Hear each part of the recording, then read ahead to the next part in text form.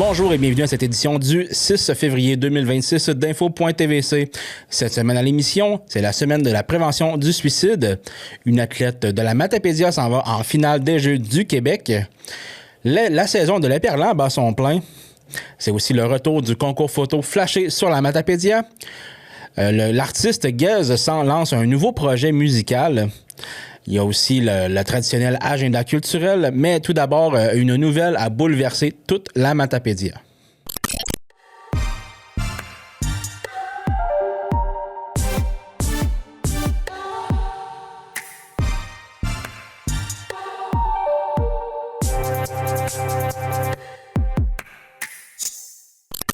Vendredi, le 30 janvier dernier, une nouvelle a bouleversé toute la communauté de la Matapédia.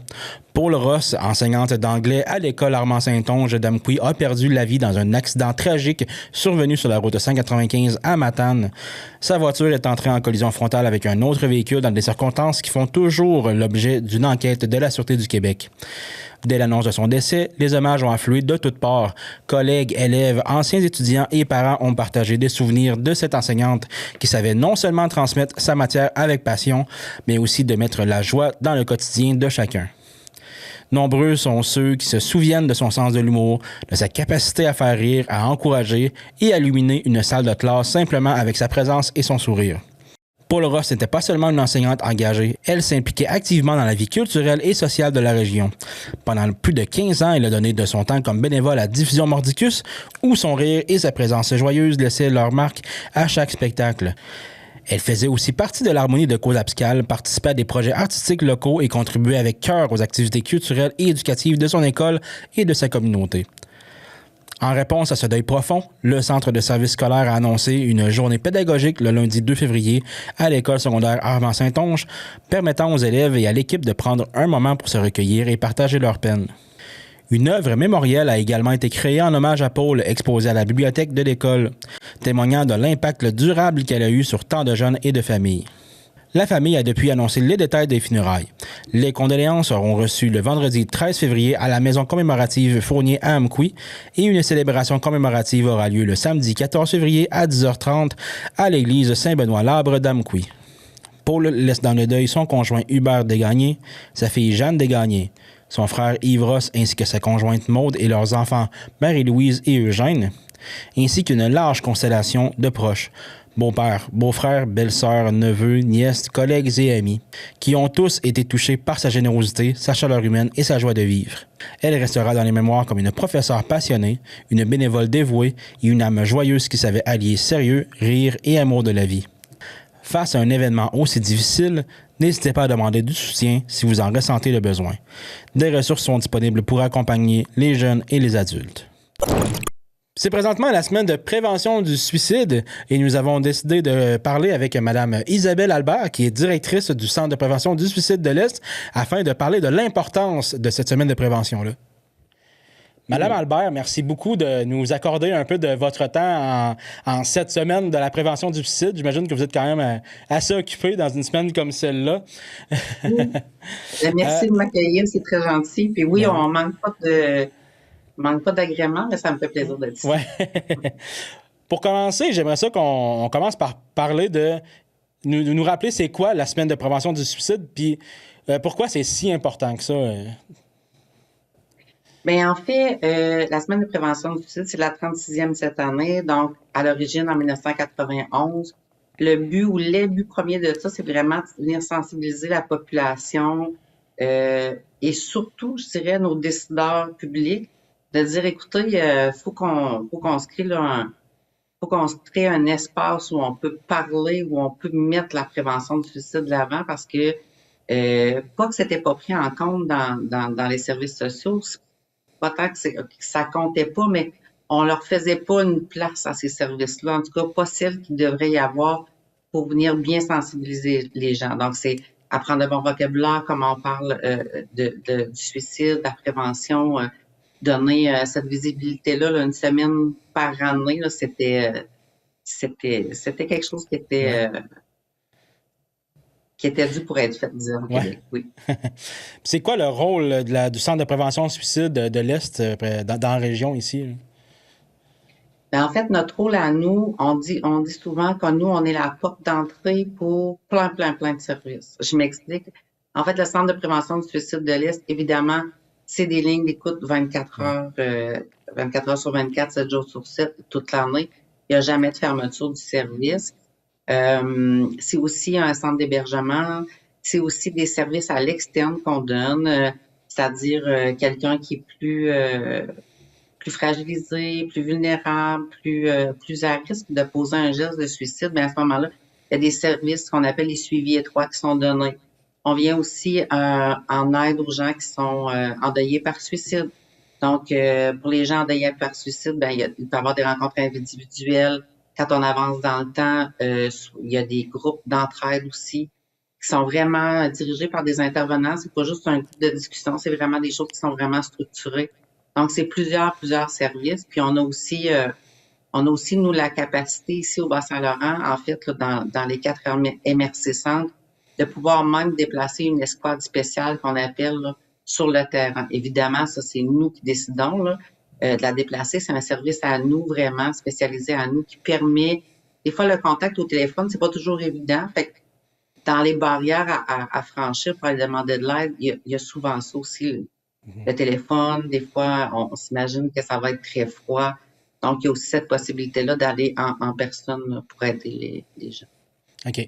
J'imagine aussi que c'était pas dans les questions nécessairement, mais cette escouade-là, Oh, j'imagine aussi, est-ce que vous faites de la prévention dans les écoles secondaires, des choses comme ça? Et ben, aussi, j'imagine, après qu'il y a eu un événement dans une école, des fois, là, comme, tu sais, comme je vais oui, le tout nommer, à mais fait. présentement, on vient de Mhm. perdre une professeure importante, nous, dans la vallée de la Matapédia. J'imagine que des moments comme ça, ben, c'était pas du suicide, là. Par contre, c'est un accident, mais reste que, tu sais, ça peut créer de l'anxiété chez les jeunes, des choses comme ça, quand c'est.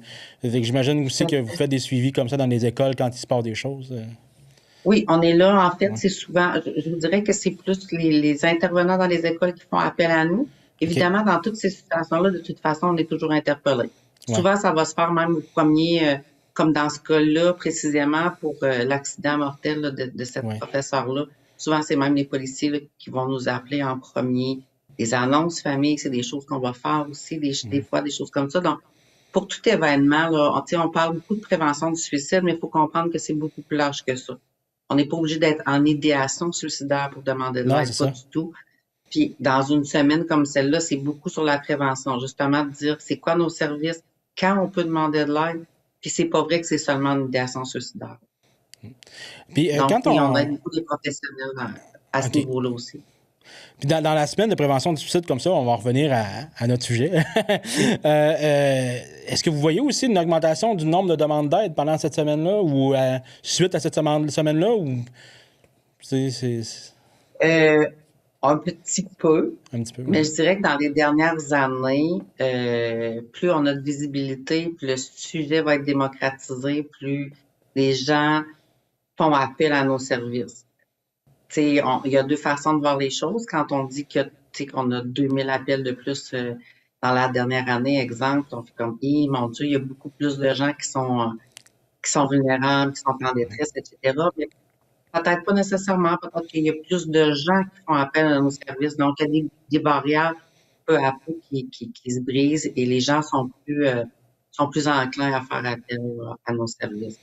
Est-ce OK. que ça augmente dans cette semaine précise? Oui. On voit aussi des augmentations quand il y a des événements tragiques, comme vous avez nommé. On voit ça aussi, des fermetures d'usines, des choses comme ça. C'est sûr qu'il y a des contextes là, qui viennent augmenter là, le niveau d'appel là, pour la prévention. OK. Euh, Puis aussi, quand vous parliez en fait, quand la semaine de prévention du suicide a été établie, il y avait peut-être pas une attention assez grande qui était mise vers la prévention. Parce que je pense que pendant longtemps, on disait que parler du suicide incitait les gens à commettre l'acte, mais on a découvert avec le temps que c'est pas vrai, dans le fond. Ben, en fait, c'est sûr que ça dépend de la manière qu'on l'aborde, mais que la prévention est importante, du moins. Ouais. Ben, en fait, pas du tout. C'est juste de pas. En fait, pour voir, tu sais, dans les anciennes façons d'en parler, c'était soit un acte de courage, vous avez sûrement aussi entendu ça, soit un Ah acte de ouais? courage, soit un acte de lâcheté. Ce qui n'est Ouais. pas du tout le cas, en Non? fait. C'est un acte c'est un acte qu'on pose pour arrêter de souffrir. La Ouais, détresse devient trop grande, donc on applique une solution permanente à une situation qui est temporaire. C'est vraiment un geste irréversible. Donc, ouais, dans les faits, c'est pas tant de parler du suicide que d'en parler avec les bons mots. Donc, c'est pas de venir banaliser, pas de glorifier ça. C'est de s'assurer qu'on, si on se sent pas à l'aise d'en parler, c'est surtout qu'il faut pas avoir peur de référer aux bonnes personnes aussi. Il faut être, il faut être capable de poser des vraies questions. Et si on se sent pas bien avec ça, c'est correct de référer. ouais. C'est pas un manque de courage, c'est seulement un manque d'aisance avec le traitement de ce sujet-là, là. C'est bien plus ça, à mon avis. Puis pourquoi c'est difficile pour certaines personnes, des fois, d'aller demander de l'aide? Je pense que, on peut le dire un peu, mais chez les hommes, si je me trompe pas, c'est peut-être plus élevé un peu. Des fois, la demande d'aide sont plus difficiles, peut-être l'ego, je sais pas. Mais qu'est-ce qui fait en général que les gens... qu'est-ce qui fait en général que les gens ont de la misère à demander de l'aide? Je veux pas vous mettre des mots dans la bouche, là. Ben, en fait, il y a plusieurs facteurs, hein. D'avoir la difficulté à demander de l'aide, il y a plusieurs barrières à franchir avant d'arriver là. La peur du jugement des autres, la peur de déranger, la peur de que ce soit pas suffisamment important, la peur qu'on se dise, ben, on se dit à nous-mêmes, là, ben là, franchement, reviens-en, là, tu sais, t'es quand même pas là, puis tu sais, souvent, quand on se compare, on se console, mais des fois, dans ces situations-là, on fait l'inverse quand on va pas bien. On se dit, Ouais, ben voyons, tu sais, je suis capable, je suis plus fort que ça, puis on a tendance à retarder ça. Donc, moi, je pense qu'il n'y a pas de il y a pas de petite situation là, qui viendrait dire non, non, non, vous n'êtes pas légitimé de demander de l'aide.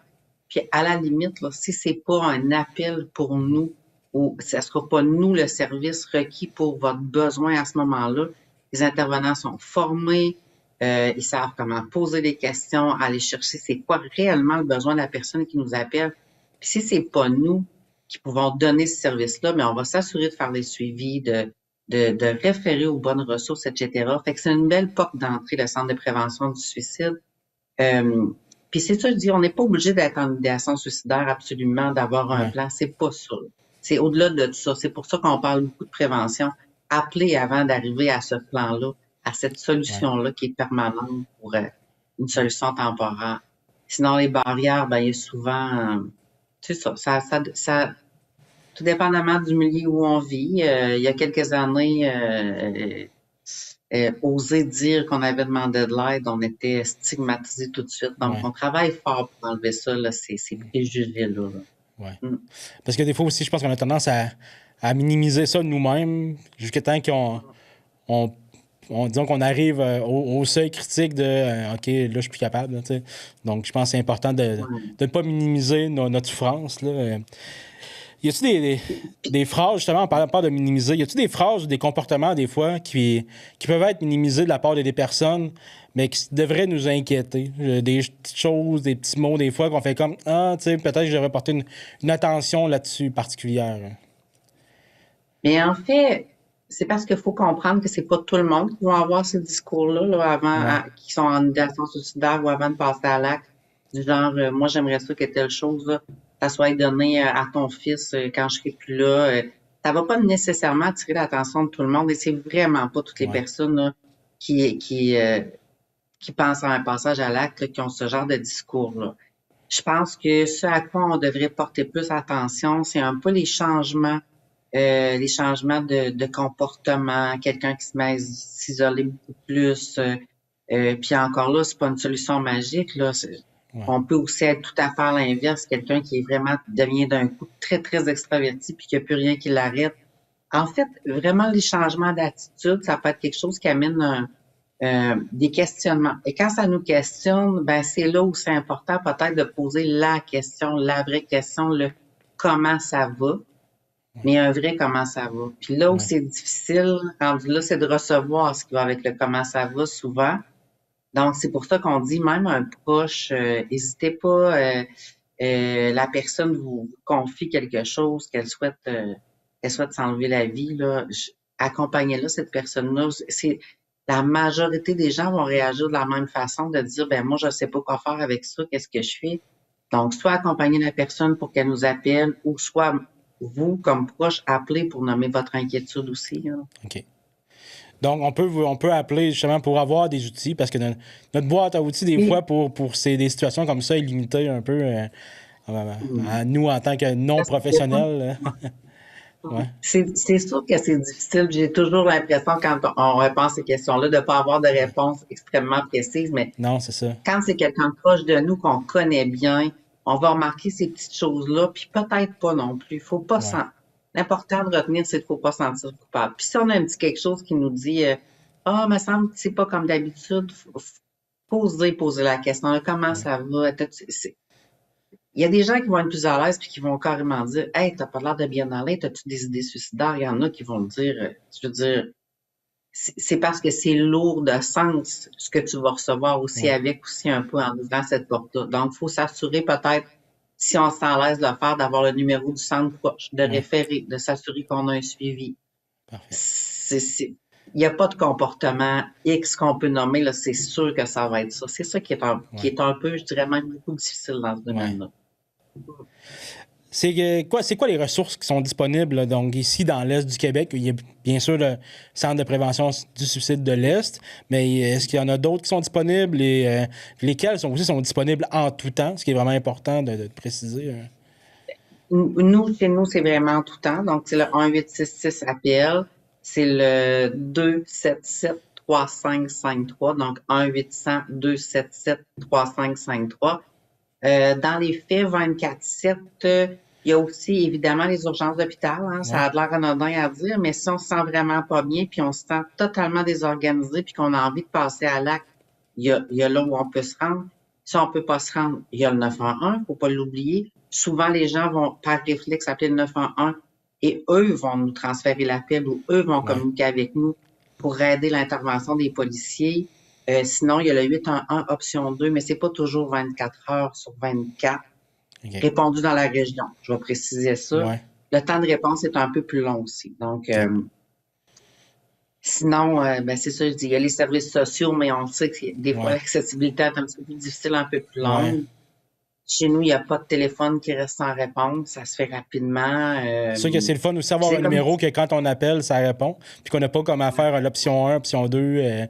Puis, ouais. tu sais, c'est ça. Fait que, Il y a un peu de ça aussi. ouais. Cela dit, on travaille en collaboration avec eux parce que des fois, eux vont Ouais. recevoir puis ils vont nous transférer vers chez nous, tout dépendamment de la situation qui est vécue. Et ça reste quand même que la réponse dans l'immédiat va faire la différence. Qu'est-ce que vous diriez à quelqu'un qui a peur de déranger en appelant ou qui dit je sais pas qu'est-ce que j'ai à dire, tu sais, je me sens pas bien, mais je sais pas quoi dire. Est-ce qu'on appelle quand même? Tu sais, même si on fait Ben juste oui. dire je me sens pas bien, je sais pas, peux-tu m'aider? Tu sais, c'est pas besoin de dire je vais pas bien parce que telle chose, juste le sentiment de Non, mal non, aller. On peut non. vous appeler quand même. Hein?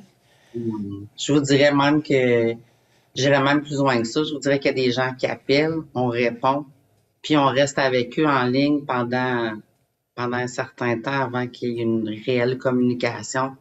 On est juste dans l'accueil de ce silence-là, des fois de cette peine-là, tu sais, avant que la personne arrive à nous communiquer ce qu'elle a à nous communiquer.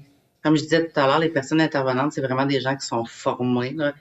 Et inquiétez-vous pas, là, ils vont savoir Ouais. exactement là, comment poser des questions, comment aller chercher la bonne information pour pouvoir vous aider correctement, pour bien répondre à votre besoin. Ça fait toute la différence. Même si on a l'impression que c'est rien, même si on n'a pas besoin d'appeler puis d'avoir toutes les réponses prêtes d'avance, ça, c'est pas du tout comme ça que ça Ouais. fonctionne. Là. Seulement dire hey, je vais pas bien, je pense que j'ai besoin d'aide. Vous allez voir, le reste va se faire tout naturellement avec les Ouais. intervenants qui vont vous répondre. Super. Puis juste en terminant comme ça, quel message vous aimeriez envoyer à la population en général, pas juste ceux-là qui vivent des difficultés, en général, qu'est-ce que vous voulez qu'ils retiennent à la fin de cette semaine-là ou quel message vous auriez à leur donner? Ben, je pense que je vais mettre de l'avant notre thème, nous, de cette année. En fait, le thème national cette année est tendre la main, soutenir l'espoir. Ça, c'est le thème national du Québec par la QPS. Nous, cette année, on a travaillé beaucoup à plein de choses. On a eu un changement de nom. On est venu changer pour le Centre de prévention du suicide de l'Est pour vraiment venir englober tous les territoires qu'on dessert. En fait, on est allé beaucoup sur une note d'inclusivité, on développe beaucoup nos réseaux. Donc, nous, notre thème de cette année, c'est la force du groupe. La force du groupe, c'est s'entourer des bonnes personnes. Notre groupe à nous, c'est qui? J'ai besoin de ventiler, c'est qui ma personne de confiance à qui je vais ventiler. J'ai besoin de partager de la peine, on est plus dans avec qui ce serait qui mon ami que j'ai besoin d'aller prendre un verre, d'aller prendre un souper, de partager juste un moment pour m'aérer, avec qui je vais faire du sport, c'est qui mon organisme de confiance si j'ai. Fait que nous, notre activité cette année, ou notre but fort, c'est que les gens créent leur propre lien. Et au-delà des proches, de la famille, il y a, oui, les professionnels, mais il faut pas oublier qu'on a nos proches aussi. Et je pense sincèrement que si c'est des gens qu'on aime, qu'on apprécie, qu'on considère comme nos amis, ben juste leur parler de, ben moi je vais pas bien là, mais je sais qu'il y a des organismes qui existent, mais je me sens pas capable d'y aller tout seul. Ben écoutez, ça peut faire toute la différence du monde. Puis Ouais. nous, comme personne de nos proches, de dire le vrai comment ça va, comme je le mets tout à l'heure. Donc ça aussi, ça peut faire la différence. Fait que pour nous, cette année, le thème, c'est la force du groupe. Puis je vous dirais que mon plus cher souhait pour les prochaines années, ce serait de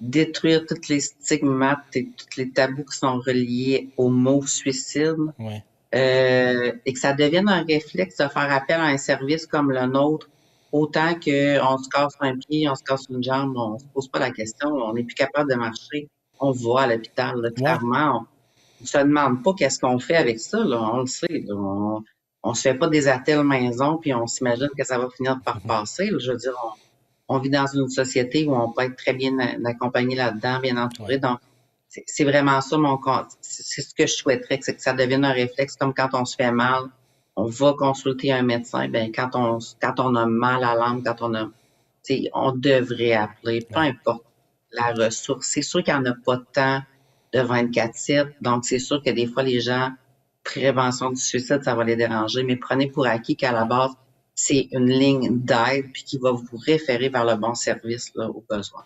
Puis, Madame Albert, si on voudrait soutenir la cause, dans le fond, du Centre de prévention du suicide de l'Est, est-ce qu'il y a moyen de faire des dons, quelque chose? Oui, tout à fait. En fait, vous pouvez toujours aller consulter nos pages, notre site Internet, en fait, là, cpse.ca. Donc, à cet endroit-là, vous allez trouver toutes les informations. Vous allez voir aussi plus en détail là, qu'est-ce qu'on fait, c'est quoi nos services, comment faire pour nous rejoindre. Et je vous dirais que c'est un site, c'est un nouveau site, en fait, là, puisqu'on a changé de nom au début de l'automne, au mois de septembre. Donc, friendly user, je m'excuse pour l'anglicisme, mais facile d'accès. Et là, vous avez la section dons. Vous pouvez aussi, parce qu'on a aussi une fondation maintenant pour recueillir des sous, vous pouvez aussi directement à partir du site du centre, vous retrouver sur la page de la fondation. On a nos réseaux sociaux aussi.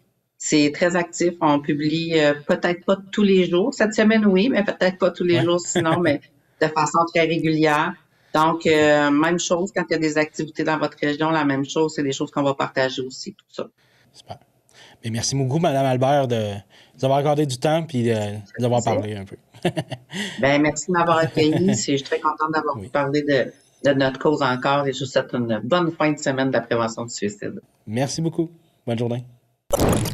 C'est la finale des Jeux du Québec qui approche à grands pas du 27 février au 7 mars.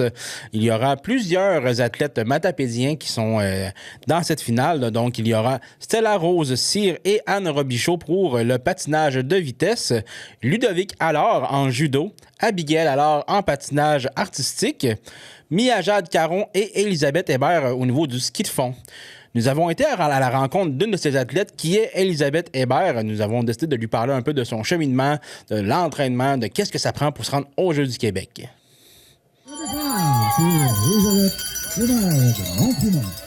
Bonjour Elisabeth, merci beaucoup de nous accueillir ici au Mont-Climont.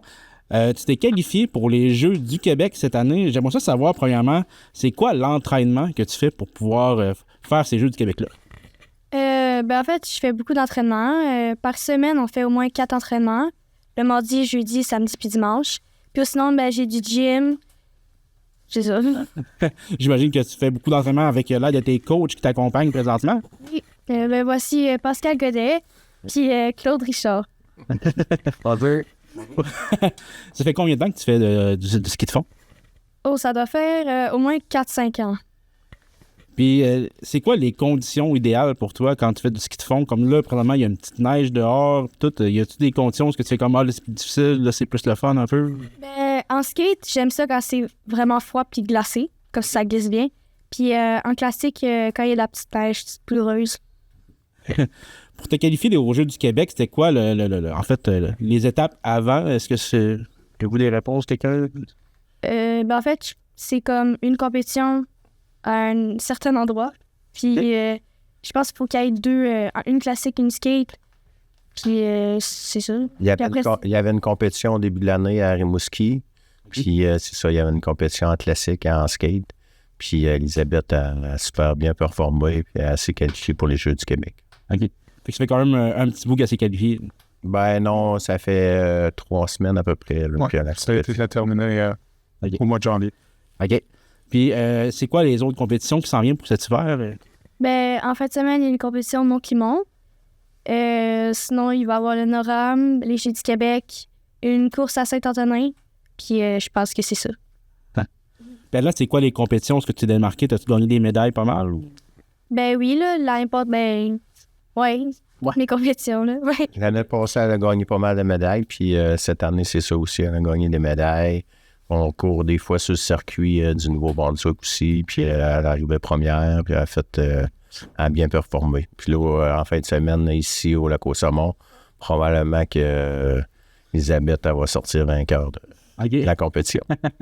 Donc, on a du gros calibre au Lac-aux-Saumons. Oui, ça fait longtemps. Là, ça fait plus que 50 ans là, que le monde font du ski ici. C'est vrai que le monde a quand même une bonne réputation, je pense. Oui, moi, j'ai fait du ski toute ma jeunesse. J'ai commencé à 3 ans ici. Là, puis là, je redonne qu'est-ce que mes entraîneurs m'ont donné. Là. C'est moi qui est entraîneur avec Pascal. C'est quoi tes buts à long terme, toi, Elisabeth? Ben, j'aimerais ça me rendre loin. Ouais. Encore performer. Est-ce que tu penses que les Jeux olympiques, c'est quelque chose qui est atteignable pour toi? Ben, si je continue puis je m'entraîne fort, ben, manque, là. Ouais. Ben, je te souhaite beaucoup puis je te souhaite vraiment une bonne chance aux Jeux du Québec. Merci beaucoup. C'est présentement la saison de l'éperlan qui est très populaire dans notre région. J'ai décidé d'aller voir Annie-Pierre Desbois, la propriétaire de la Fille du pêcheur, afin qu'on puisse parler de ce petit poisson délicieux. Annie-Pierre, merci beaucoup de nous recevoir à la poissonnerie aujourd'hui. Ça me fait plaisir. Bon matin, Carl. Là, c'est la saison de l'éperlan qui bat son plein présentement. Toi, l'éperlan que tu as, il vient de où? Majoritairement pêché à Tracadie et Caraquette, mais un peu partout au Nouveau-Brunswick. Là, mon fournisseur s'approvisionne là-bas. OK. Puis, je pense quand même un poisson qui est très populaire. Quand ça commence, les clients viennent pour en chercher. Ben oui, en fait, moi, je connaissais pas du tout le perlan là, avant d'être propriétaire d'une poissonnerie. C'est pas quelque chose qu'on mangeait dans le coin chez nous. Là. On mangeait bien d'autres poissons fruits de mer, mais pas de perlan. Fait que les gens m'en ont demandé là, à l'approche de la saison, la première année que j'ai ouvert la poissonnerie. Puis, tu sais, même encore cette année, là, dans le temps des fêtes, hey, penses-tu qu'il va y avoir de l'éperlan cette année? Quand est-ce? Puis tout ça. Fait que c'est assez de bonheur là, que le monde... ça fait partie d'une tradition là, vraiment importante pour les gens d'ici. Est-ce que c'est quand même un poisson qui est abordable dans le spectre du prix des poissons en général? Bien, on peut dire que oui. C'est certain que ça a augmenté un peu dans les dernières années, là, comme un peu le prix de tous les aliments, là. Mais ça reste quand même un poisson qui est abordable, là, étant donné qu'il est vendu entier aussi. Là. Il y a moins de manipulation, pas de manipulation en usine. Là. C'est un poisson qui est quand même abondant. Je pense qu'historiquement, c'était quand même de quoi qu'il y avait beaucoup. Est-ce que tu notes une baisse un peu? Bien, en fait, tu sais, j'ai pas les données pour toutes les régions où c'est pêché, mais ce que je peux mentionner, c'est que mon fournisseur à moi, par exemple, la semaine passée, on n'a pas pu avoir qu'est-ce qu'on avait commandé parce que les quantités qui étaient pêchées étaient moins présentes, là. Fait que c'était plus limité. Puis la saison, je pense qu'elle a commencé très tôt cette année. C'est qu'est-ce qui définit la saison de l'éperlan? Bien, en fait, c'est quand il y a un couvert de glace, parce que c'est un poisson qui est pêché sur la glace. Fait que cette année, là, tout de suite après les fêtes, on a eu quand même des bons froids. Là, fait que début janvier, là, on a eu nos premiers arrivages d'éperlans. Puis là, on en a encore pour quelques semaines. Là, fait que puis ça va dépendre de comment va la demande aussi là, pour les arrivages. Et surtout qu'ils n'en ont jamais goûté. En fait, toi, en plus que tu es disons, une nouvelle consommatrice d'éperlans, c'est-tu un poisson qui est goûteux quand même? Ou... En fait, moi, j'ai goûté ce poisson-là pour la première fois l'année passée. Puis, je dirais que c'est quand même surprenant comme goût parce que c'est vraiment sucré comme poisson. Puis, quelqu'un m'a dit aussi que plus la saison avançait, plus le poisson était sucré. Je n'ai pas vérifié les faits, là, mais c'est ce que j'ai entendu dire. Okay. Ouais, fait que c'est vraiment super bon, c'est accessible. Tu sais, dans le fond, ça goûte pas fort le poisson. Fait que, tu sais, je pense même que les enfants pourraient aimer manger ce petit poisson. Est-ce que les arêtes, c'est de quoi qui est dur à gérer dans ces poissons-là ou quand même ça se gère très bien? Pas du tout. Puis, dans le fond, dépendamment d'à qui vous en parlez, il y a des gens qui mangent les arêtes, il y a des gens qui les enlèvent. Il n'y a pas une façon de faire qui est pareille. Mais moi, personnellement, quand je les ai apprêtés, ça fondait dans la bouche. Là, fait que on les sentait même pas. Fait que dans le fond, on peut pratiquement manger les arêtes. Ouais. Exact, oui. Comment est-ce qu'on apprête ça aussi, l'éperlan? Pour ceux encore là qui n'en ont jamais mangé, je pense que ça reste assez classique comme manière de l'apprêter. Oui, bien, la méthode la plus traditionnelle, en fait, c'est d'enlever la tête, de l'éviscérer. Fait qu'on enlève tout ce qu'il y a à l'intérieur. On peut le passer en dessous de l'eau. Après ça, on va venir le faire revenir dans le beurre avec du sel, du poivre. On peut le passer un petit peu dans la farine avant pour faire comme une petite dorure dessus. Puis encore là, tout le monde a sa recette. Là, fait qu'il y a des personnes qui le mangent entier avec la tête. Il y a des personnes qui mangent l'intérieur aussi. Fait que ça dépend vraiment d'une personne à l'autre. Puis un peu de la tradition, là, finalement. Parce que toi, tu les vends complets, dans le fond, les éperlans. Oui. Tu touches pas, tes éviscères pas, rien.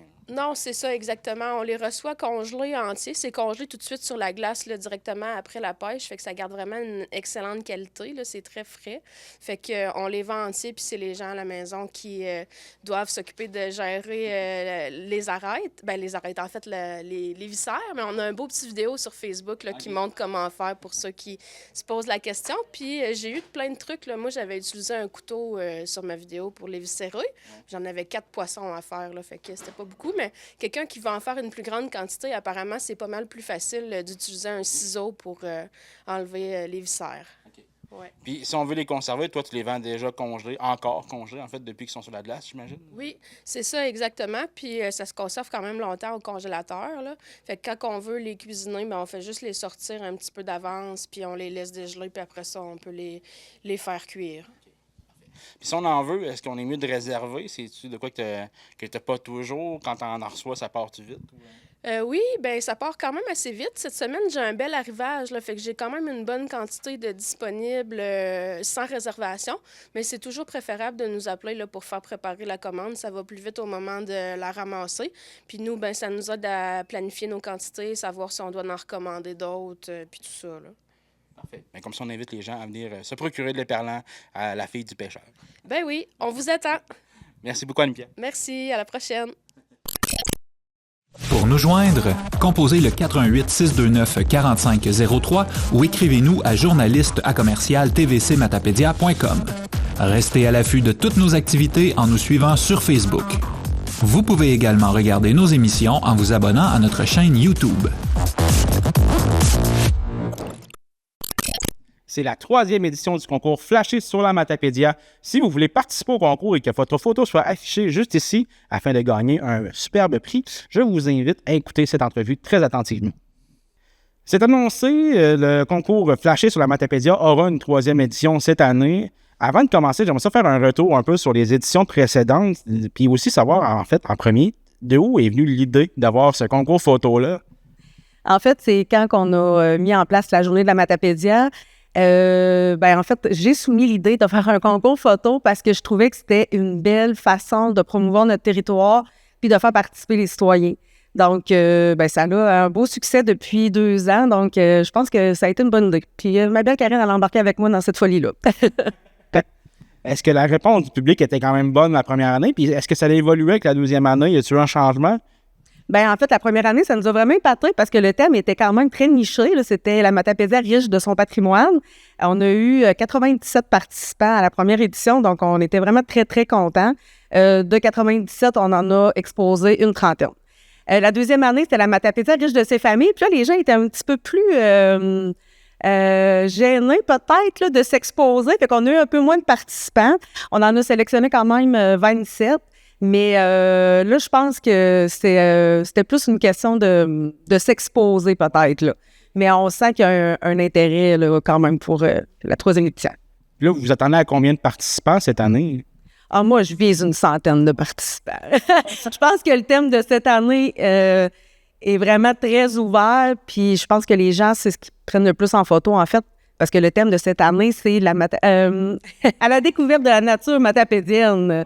Donc, tu sais, la Matapédia a des points de vue incroyables, des éléments de la nature, des paysages qu'on reconnaît. Mais des fois, on espère que les gens vont nous faire découvrir des petits trésors cachés. Là. Mais à date, on a une douzaine de participants là, depuis une semaine. Fait que c'est vraiment super... c'est super bien parti, en fait. Y a-t-il des critères d'admissibilité pour les photos? Qu'est-ce qui fait que, dans le fond, il y a... mettons, on va dire 100 personnes qui présentent leurs photos, mais qu'il en reste 100 à la base? Ben déjà, je peux peut-être y aller. En fait, il y a 3 catégories là, pour s'inscrire, 3 catégories de participants. Donc, on a les résidents âgés de moins, les résidents de la Matapédia, évidemment, âgés de moins de 18 ans. On a aussi les résidents de la Matapédia de 18 ans et plus. Puis, on a les Matapédiens de cœur qu'on appelle. Donc, ça peut être des touristes, des gens qui sont originaires d'ici, qui vivent à l'extérieur, des gens qui sont juste amoureux de notre région, qui se considèrent Matapédiens de cœur. Donc, on a une catégorie pour ces gens-là. Ensuite, bien évidemment, c'est pas nous qui décidons de quelles photos sont retenues, là. On a un comité, un jury, en fait, qui est composé de 3 personnes, dont un représentant de la MRC. On a quelqu'un aussi, un professionnel de la photo. Puis, on a toujours, chaque année, quelqu'un qui est un peu notre spécialiste du thème là, de l'édition en cours. Puis, donc, on a une grille là, de critères là, très, très, très pointilleuse. Là. Fait qu'on fait ça de façon très rigoureuse, mais donc, l'originalité, évidemment, c'est quelque chose qu'on met beaucoup de l'avant. Donc, soyez créatifs dans vos photos. C'est quoi la date limite pour participer? Jusqu'au 27 mars. Ensuite, le jury va se rencontrer, ils vont délibérer, ils vont sélectionner une trentaine de photos pour l'exposition qui va avoir lieu ici. Et le dévoilement va avoir lieu dimanche le 24 mai, ici au centre administratif de la MRC. Est-ce qu'il y a des prix à gagner pour les gens qui participent au concours? Oui, bien en fait, à chaque année, là, on fait tirer des prix pour chacun des catégories. Puis, j'ajouterais aussi, c'est pas une catégorie en tant que telle, mais à partir de l'exposition, à partir du vernissage de l'exposition et pendant une semaine, les gens peuvent voter en ligne ou ici en présence pour leur photo coup de cœur. Fait qu'il y a comme une 4e catégorie, je dirais ça comme ça, là. Donc, le prix coup de cœur du public. Fait que ces gens-là, les 3 catégories, puis le coup de cœur, reçoivent un prix là, d'une valeur de 175 $ chacun quand même, avec un bel encadrement de leur photographie, évidemment. Puis là, si on veut voir ces photos-là, ça va être, là, on parlait que ça va être exposé ici, il y a toute autre place qu'on peut les voir. Oui, effectivement, là, on va avoir une exposition à la captive. Donc, sous peu, là, vous allez pouvoir voir une sélection des photos là, des 2 dernières expositions et aussi au Centre multifonctionnel de la Côte-Saumon. Mais s'il y a d'autres organisations qui aimeraient les exposer, bien, vous pouvez communiquer avec nous. Ça va nous faire plaisir parce que le but, c'est aussi de perdurer l'exposition puis de permettre aux gens de voir leur œuvre exposée. J'imagine qu'autour de ce concours-là, il y a un événement aussi parce qu'il falloir dire qui va gagner lorsque les jurys vont décider qui sont les gagnants.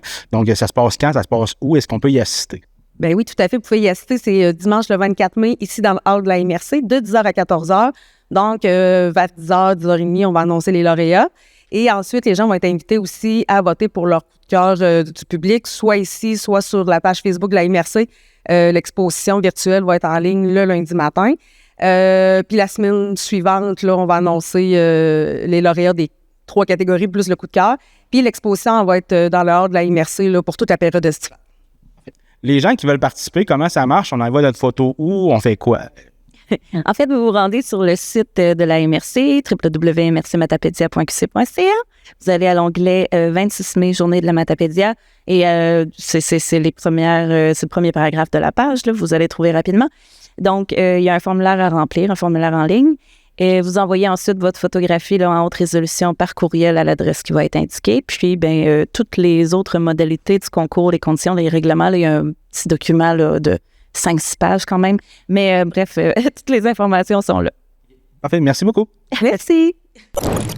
L'artiste Albert Villois-Gueuse a décidé de lancer un nouvel album. Cette fois-ci, il a un artiste invité très spécial, c'est son enfant. Donc, c'est quand même un album très expérimental. C'est vraiment plus du bruit que de la musique en tant que telle, mais c'était un peu le principe de l'exploration avec son enfant. Et nous avons eu une belle discussion avec lui afin qu'il nous parle de ce qui l'a motivé à faire ce projet.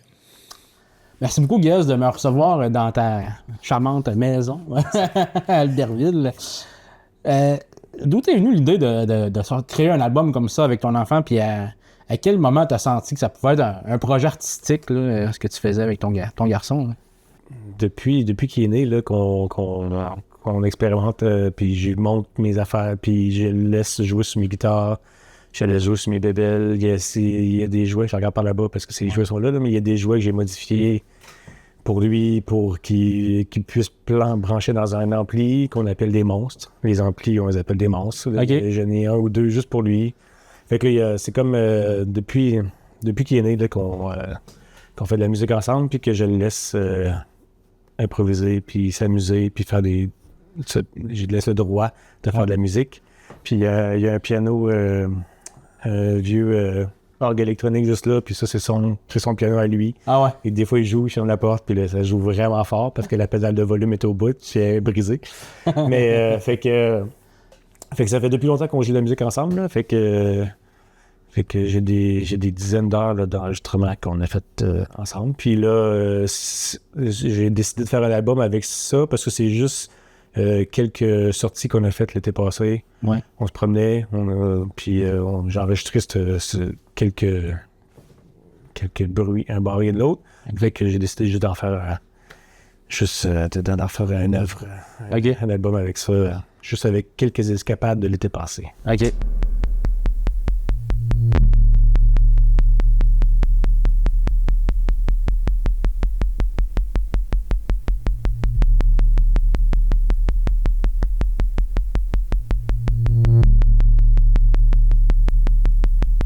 Puis comment ces moments-là au quotidien sont transformés justement en matière musicale? T'as-tu prévu ou c'est venu par après un peu? Ben, un petit mélange. Des fois, en fait, j'ai demandé, c'est temps qu'on fasse du bruit. Puis j'ai une petite enregistreuse, là, une Zoom, avec quelques entrées. Puis souvent, on fait du bruit, on s'enregistre pas. Là, on fait juste se plugger, puis on s'amuse, puis on chante, puis on danse, whatever.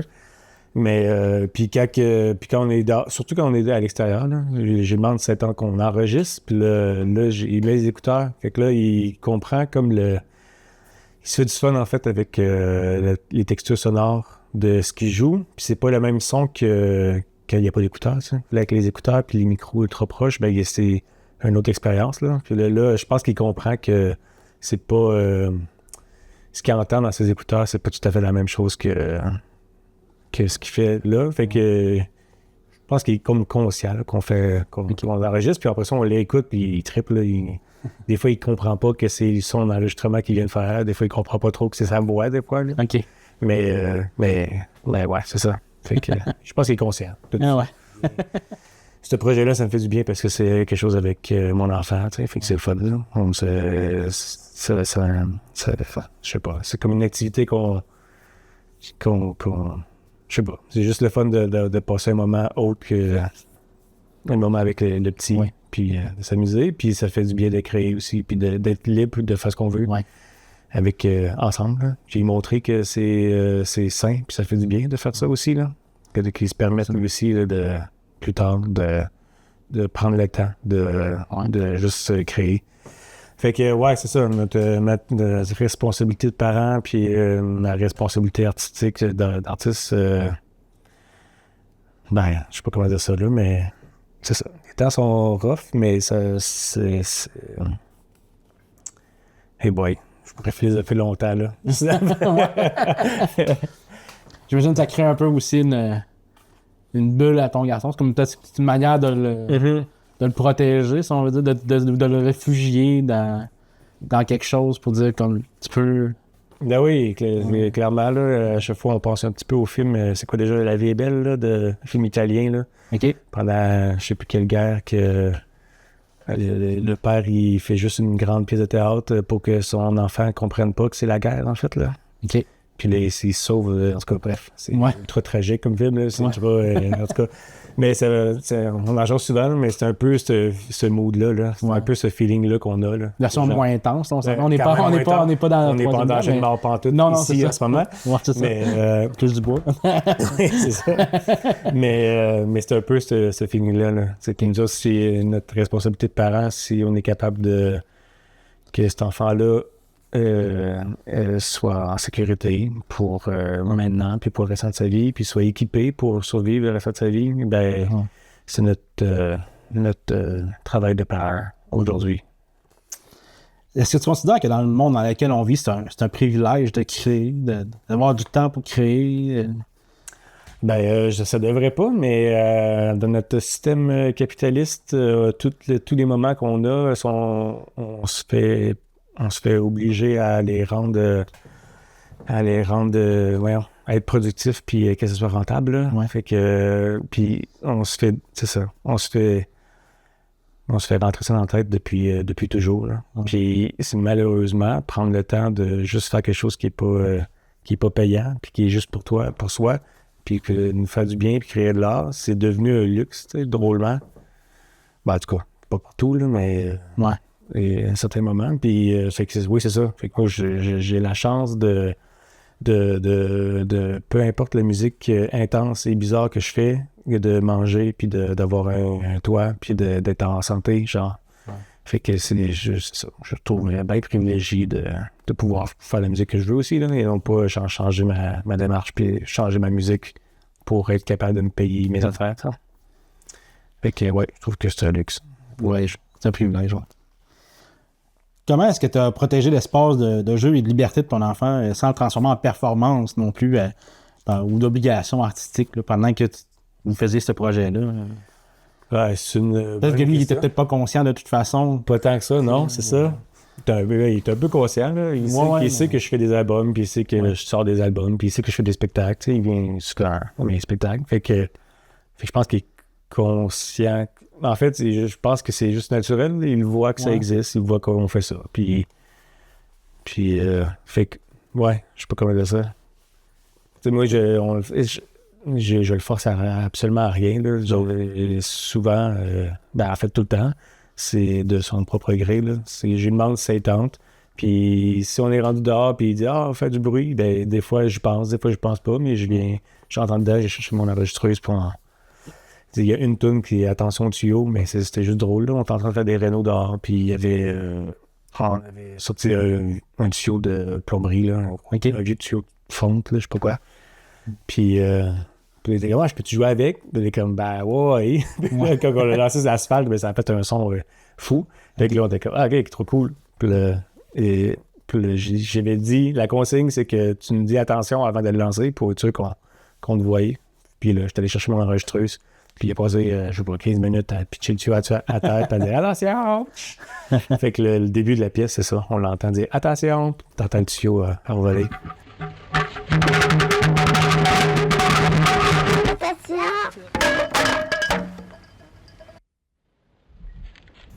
Je pense que il n'y avait aucune pression. Là. Je vais absolument pas mettre de pression.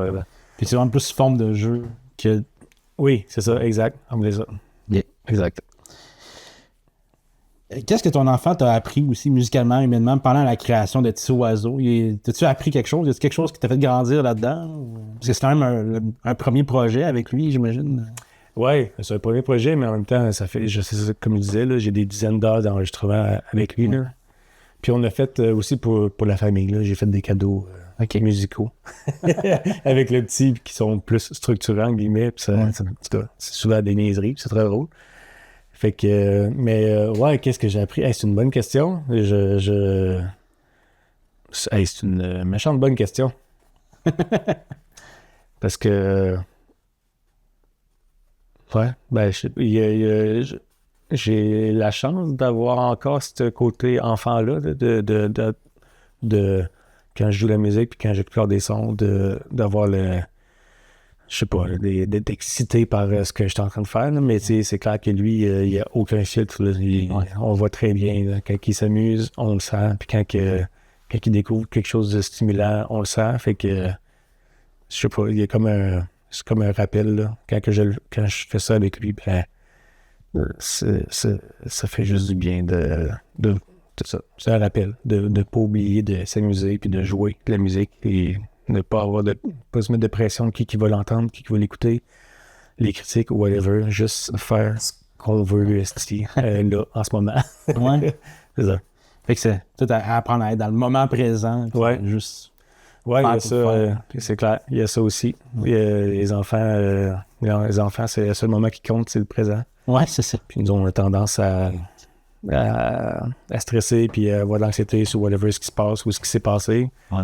Mais ouais, c'est vrai que ces moments-là, c'est ça. Puis pendant qu'on faisait ça, là, j'avais pas du tout en tête que il faut faire un album, puis je veux mettre telle pièce ou whatever. Là, c'était juste, je m'enregistre, puis on s'enregistre, puis on s'amuse, tu sais. OK. Et c'est vraiment plus tard que j'ai fait tu sais, ces tracks-là sont cohérents, puis c'est un peu la même période. Fait que je me dis, ça pourrait être cool comme.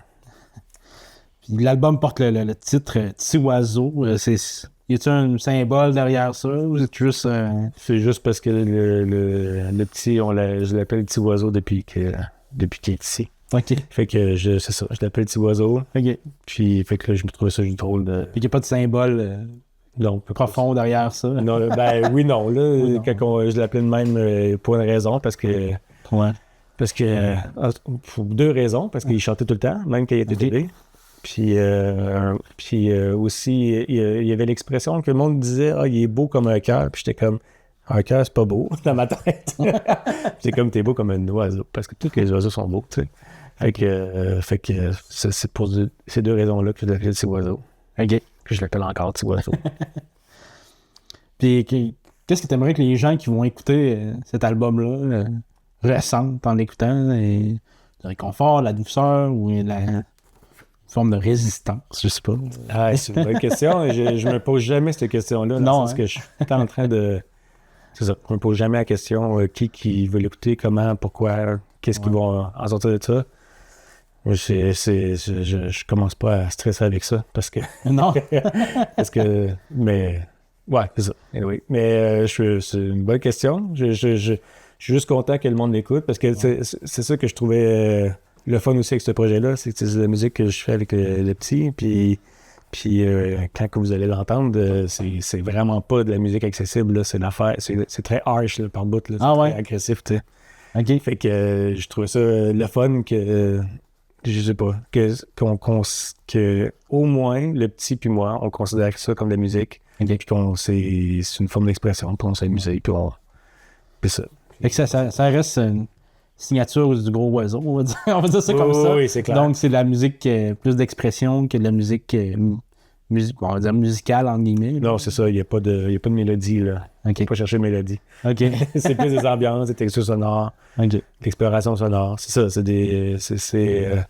fait que c'était plus le fun pour le petit aussi de pas avoir une pression de genre, faudrait la refaire, mais en mieux, puis plus mélodique ou whatever, tu sais, genre, là, c'était juste, on s'amuse avec des sons, puis là, il y a des sons qui sortent, c'est ça que ça fait.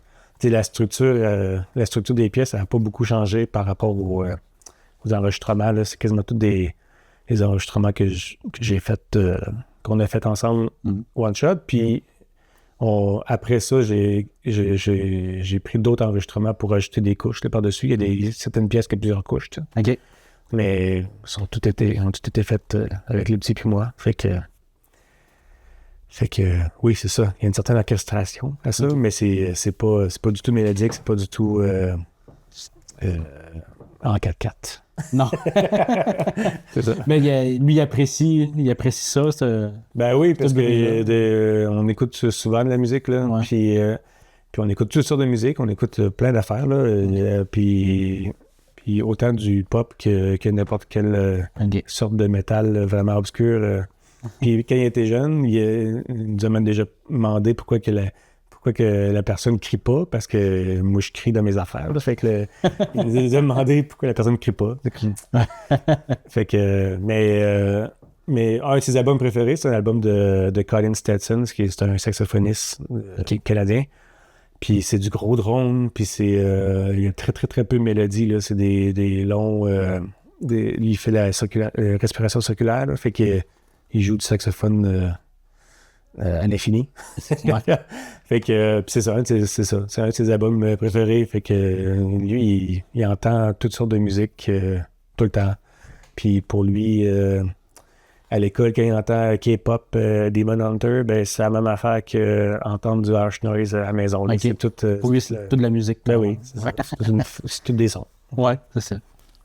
Tu prévois-tu de l'intégrer dans d'autres projets dans l'avenir? Y a-tu un intérêt, lui aussi, à en faire d'autres déjà? Ou est-ce que tu sens qu'il y en a un? Ou? Ben, c'est clair j'ai déjà d'autres enregistrements avec lui, puis on continue juste à s'enregistrer pour le fun. Puis si je juge, entre guillemets, que ça peut être une œuvre cohérente, là, plusieurs enregistrements ensemble, c'est sûr que je vais en faire d'autres. Là. Okay. J'aimerais ça que ça soit juste normal, une fois par année. On sait juste s'installer, puis on fait du bruit, puis qu'à un moment donné, il va vieillir, puis ça va être de plus en plus intentionnel aussi. Ouais. Parce que là, on est 100% dans le jeu pour l'instant. Pour lui, tu sais. Fait que, c'est ça. On verra. Ouais. Je vais absolument rien forcer. Non, c'est ça. C'est le petit. Fait que c'est vraiment juste, c'est ça. C'est vraiment juste pour le fun, pour le plaisir, pour lui puis pour moi. Effectivement. Peut-être dernier projet, peut-être qu'il y a un jour, c'était le contraire, peut-être qu'il va voir les oiseaux sur scène. Mais oui, les petits oiseaux sur scène. Gros oiseaux et petits oiseaux sur scène. Puis tu sais, je pensais à ça aussi, c'est con, là. Après que j'ai envoyé le communiqué, j'étais comme, tu sais, je veux tellement pas le mettre sur, genre mettre l'accent sur lui, parce que il est pas vieux, là. Puis, non, c'est ça. C'est ça. Fait que là, le mec c'est plus vieux, puis que, genre, je sais pas. On dirait que je me disais, il va être plus vieux, là, puis je sais pas à quel point il va être fier d'avoir fait un album avec son père, puis genre du harsh noise. Peut-être qu'un jour, il va dire, papa, enlève ça. Là. Ben, peut-être, c'est ça, exact. Fait que je veux absolument pas l'obliger à rien, là. Fait que c'est pour ça que c'est un peu flou, là.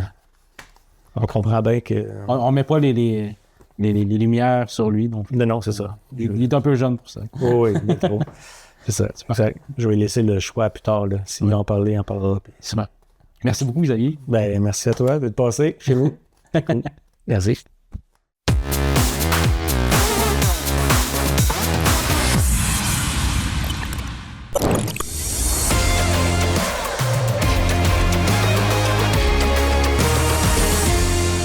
C'est maintenant l'heure de l'agenda culturel de la semaine. La microbrasserie La Captive accueillera l'humoriste Alex Bisaillon le 14 février à 20h. Le 7 février, à la salle multifonctionnelle de la Côte-Saumon dans le cadre du carnaval d'hiver semonois, se déroulera le party fluo qui s'adresse aux 5 à 12 ans et qui débute à 18h30. Toujours à la salle multifonctionnelle de la Côte-Saumon, il y aura une soirée de danse en ligne avec Rustique le 10 février à 18h30. Le Select Hotel présente le Super Bowl sur grand écran au cinéma Figaro.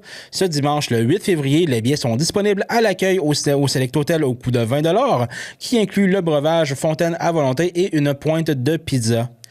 Du côté du cinéma Figaro, à l'affiche du 6 au 12 février, la nouveauté de la semaine est le film pour la famille Marsupilami.